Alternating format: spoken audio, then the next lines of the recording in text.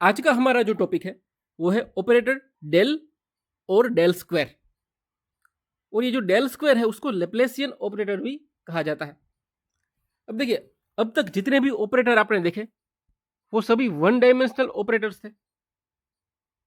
क्या थे? One dimensional operator थे। एग्जांपल के तौर पर मैं लिखूं तो डेल बाई डेल एक्स आपने या डी बाई डी एक्स आपने देखा। देखिए, इसमें आपको एक ही एक्सिस देखने को मिलेगी, एक्स एक्सिस। तो ये हो गया वन डायमेंशनल ऑपरेटर। कई बार आपने डेल बाई डेल वाई देखा होगा, डी बाई डी वाई देखा होगा, या फिर डी बाई डी जेड देखा होगा। तो ये सभी देखें, इसमें आपको एक ही एक्सिस देखने को मिलती है, इसलिए इसको कहा गया है वन डायमेंशनल ऑपरेटर्स।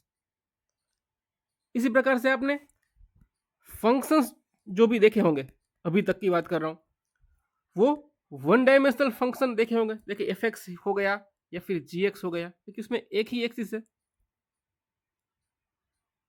लेकिन ये जो ऑपरेटर्स होते हैं वो एक या दो डायमेंशन तक सीमित नहीं होते, वो थ्री डायमेंशनल भी हो सकते हैं, टू डायमेंशनल भी हो सकते हैं।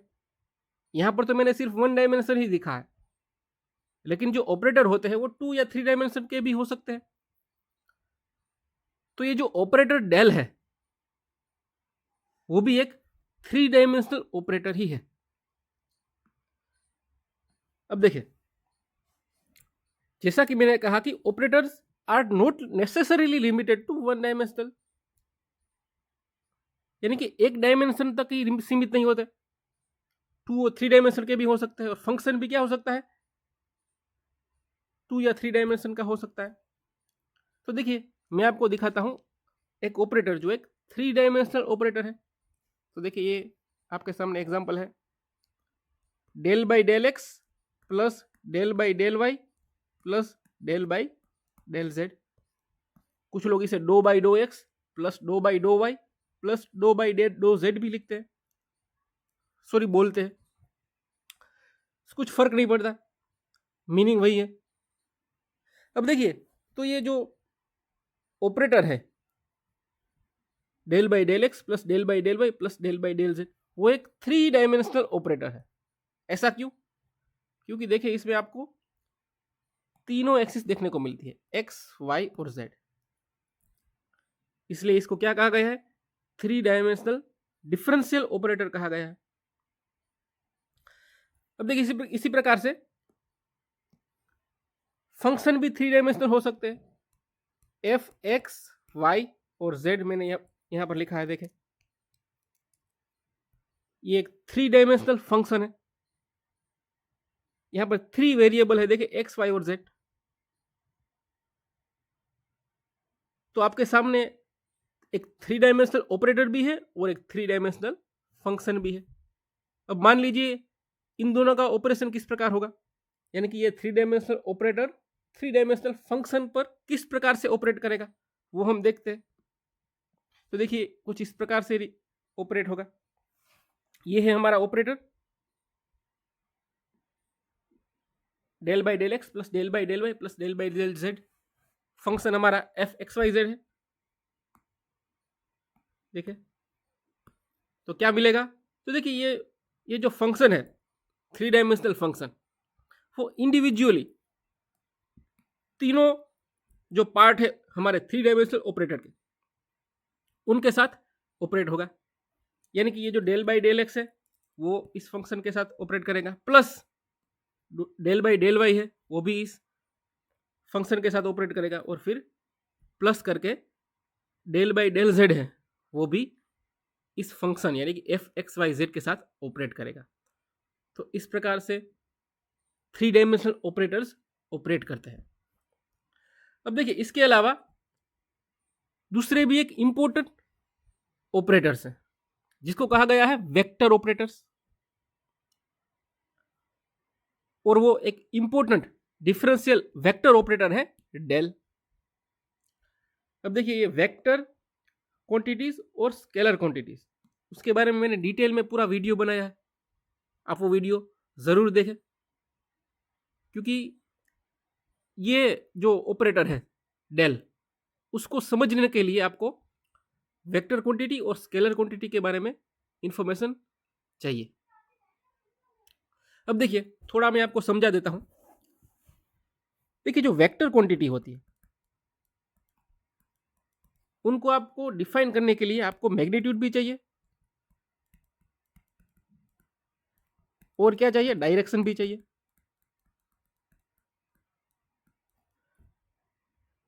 देखिए पोजीशन है वो एक वेक्टर क्वांटिटी है।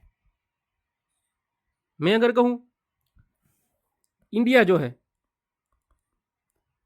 वो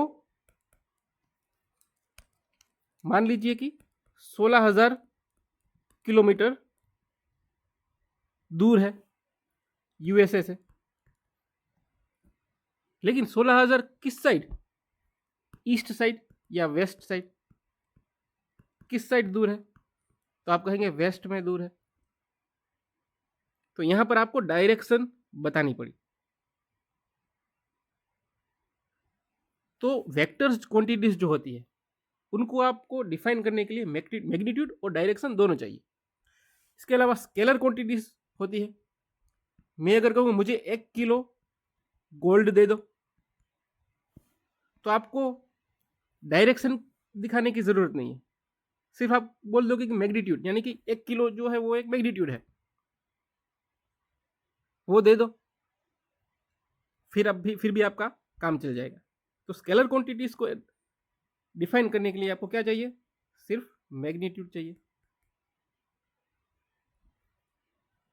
देखिए वैसे ये तो फिजिक्स का ही पूरा टॉपिक है, लेकिन केमिस्ट्री में भी इसकी बहुत सारी एप्लीकेशंस है। देखिए हम हमारे मेन पॉइंट पे आते हैं। जैसा कि मैंने कहा कि इंपॉर्टेंट ऑपरेटर से, जैसे जिसे हमने कहा है डेल, जो एक वेक्टर ऑपरेटर है। अब देखिए कार्टेशियन कोऑर्डिनेट्स में उसको अगर डिफाइन करना हो तो कुछ इस प्रकार डिफाइन करेंगे। देखिए ऑपरेटर जो डेल होता है वेक्टर ऑपरेटर, उसको उसके ऊपर ऐसे एरो की साइन हम करेंगे, ये एक वेक्टर की साइन है। ये एरो दर्शाता है कि ये कोई एक वेक्टर क्वांटिटी है। इसको हम डेल बार इस प्रकार से प्रोनाउंस करेंगे। अब देखिए तो ये ऑपरेटर डेल है उसकी वैल्यू होती है I del by del X plus J del by del Y plus K del by del Z. और देखिए यहां पर आई जे और के है वो यूनिट वेक्टर्स है। वो क्या है, unit vectors along X Y और जेड एक्सिस। वो क्या है, यूनिट वेक्टर्स है एक्स वाई और जेड एक्सिस के। अब देखिए यूनिट वेक्टर्स क्या है, मैं आपको वो समझाता हूं पहले। देखिए ये यूनिट वेक्टर्स के बारे में पहले समझिए। देखिए यूनिट वेक्टर जो होता है वो एक ऐसा वेक्टर है जिसका मैग्नीट्यूड हमने एक मान लिया है। मैग्नीट्यूड यानी कि लंबाई, देखिए जिसकी लंबाई हमने एक मान ली हो, यूनिट मान ली हो, वन मान ली हो, उसको हमने क्या कहते हैं, यूनिट वेक्टर कहते हैं। अब देखिए इसका यूज बेसिकली डायरेक्शन दिखाने के लिए किया जाता है। देखिए एक्स एक्सिस पर वन यूनिट का जो वेक्टर होता है उसको हमने क्या कहा है, आई कहा है। वाई एक्सिस पर वन यूनिट का जो वेक्टर है उसको हमने कहा है जे, और जेड पर जो है उसको हमने कहा है के। देखिए ये जो आई जे के और यूनिट वेक्टर है इसके ऊपर ऐसे कैप ड्रॉ की जाती है। देखिए मैंने अगर कहा आई, तो आपको समझना है कि वो एक्स एक्सिस पर एक वेक्टर है जिसकी मैग्नीट्यूड क्या है, वन है। आपने बता दिया कि एक्स एक्सिस पर है, यानी कि हमने क्या बता दिया, हमने एक्स डायरेक्शन बता दी। अगर मैंने जे कहा तो आप समझना है कि आपको समझना है कि मैं वाई एक्सिस की बात कर रहा हूं, और के कहा तो जेड एक्सिस की बात कर रहा हूं। तो एक प्रकार के यूनिट वेक्टर्स जिसकी मैग्नीट्यूड हमने क्या की है, वन की है। अब देखिए यहां पर मैं आपको दूसरी बात भी समझा देता हूं। अगर मुझे आई इंटू आई करना हो, क्या करना हो, आई इंटू आई, तो इसकी वैल्यू होती है आई इंटू आई कोस थीटा। हम इसका कैसे आया उसके डिटेल में हम नहीं जाएंगे, इसके बारे में मैंने पूरा एक वीडियो बनाया स्केलर वाला, बराबर, वो आप स्केलर वाला वीडियो देख सकते हैं। वेक्टर क्वांटिटीज वाला वीडियो देख सकते हैं। अब देखिए यहाँ पर आई इंटू आई कोस थीटा करना है आपको, अगर आई इंटू आई की वैल्यू चाहिए आपको तो। अब देखिए आई की वैल्यू हमने कितनी की है, उसका मैग्नीट्यूड हमने 1 लिया है, यूनिट वेक्टर, तो आप लिखेंगे 1 इंटू 1 कोस। देखिए आई जो है दूसरा आई के पैरेलली होगा, आप समझ सकते हो क्या होगा, पैरेलली होगा। तो पैरेलल होगा तो एंगल कितना बनेगा, 0 डिग्री। देखिए यहाँ पर कुछ एंगल बनेगा नहीं अगर पैरेलल है तो। और कोस 0 क्या होता है, कोस 0 होता है 1। तो आंसर हमें क्या मिलेगा, आई इंटू आई 1 मिलेगा। सिमिलरली जे अगर आप लोगे तो जे भी जे के पैरेलली होगा, तो उसकी भी वैल्यू कितनी मिलेगी, 1 मिलेगी। और के इंटू के भी की वैल्यू कितनी मिलेगी, 1 मिलेगी। अब मान लीजिए आई और जे दोनों की हम बात करें, मैं यहाँ पर लिखता हूँ, देखें अगर मैं ऐसा कहूँ कि आई इंटू जे तो क्या होगा। देखिए ये आई और जे देखिए एक दूसरे के परपेंडिकुलर है, 90 डिग्रीज में होते हैं। इसी प्रकार से जे और के भी 90 डिग्रीज होते हैं। देखिए यहाँ पर मैंने ऐसा लिखा है, लेकिन ये वो 3 डायमेंशनल में आपको समझना होगा। ये जेड ऊपर से आएगा, मैं यहाँ तो आपको नहीं समझा सकता, लेकिन वो भी 90 डिग्रीज पे ही होता। तीनों आई जे और के कैसे हो गए, परपेंडिकुलर हो गए। तो मैं यहाँ पर लिखता हूँ, देखिए आई इंटू जे कोस थीटा। देखिए आई और जे की वैल्यू कितनी होती है, 1 ही होती है, इसलिए तो उसको हमने क्या कहा है, यूनिट वेक्टर कहा है। यानी कि 1 इंटू 1 कोस अब 90 हो जाएगा। और आपको पता है कोस 90 क्या होता है, 0 होता है। तो इसका आंसर कितना मिलेगा, आई इंटू जे का 0 मिलेगा। इसी प्रकार से जे इंटू के का भी क्या आएगा, 0। और आई इंटू के का भी मैं यहाँ पर लिखता हूँ, देखें आई इंटू के का भी कितना आएगा, 0 आएगा। देखिए ये हमें आगे यूज आएंगे, इसलिए मैंने यहाँ पर समझा दिया है।